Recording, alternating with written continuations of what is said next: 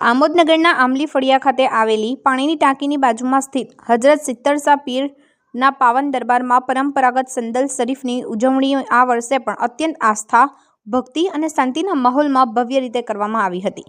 આ પાવન પ્રસંગે આમોદ સહિત આસપાસના વિસ્તારોમાંથી મોટી સંખ્યામાં અકીદતમંદો હાજર રહ્યા હતા, જેના કારણે સમગ્ર વિસ્તાર ધાર્મિક ભાવનાથી છલકાઈ ઉઠ્યો હતો। દર વર્ષની જેમ આ વર્ષે પણ વાવડી ફળિયા સ્થિત મોટા પીરની ગાદી ખાતેથી નાત શરીફના પઠન સાથે સંદલ શરીફનું ભવ્ય જુલુસ નીકળ્યું હતું।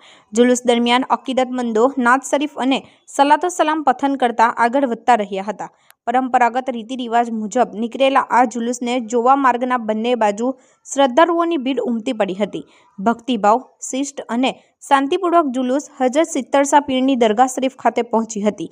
દરગાહ શરીફ ખાતે સંદલ શરીફ અર્પણ કર્યા બાદ વિશેષ દુઆઓ ગુજારવામાં આવી હતી।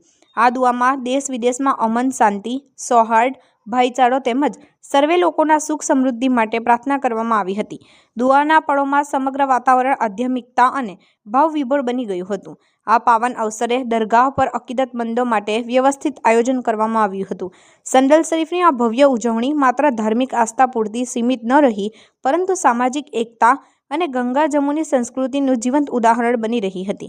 તમામ સમુદાયના લોકો એકસાથે જોડાઈ આ ઉજવણીમાં ભાગ લેતા આમોદનગરની એકતા અને સૌહાર્દની ભાવનાને વધુ મજબૂત બનાવતી હતી।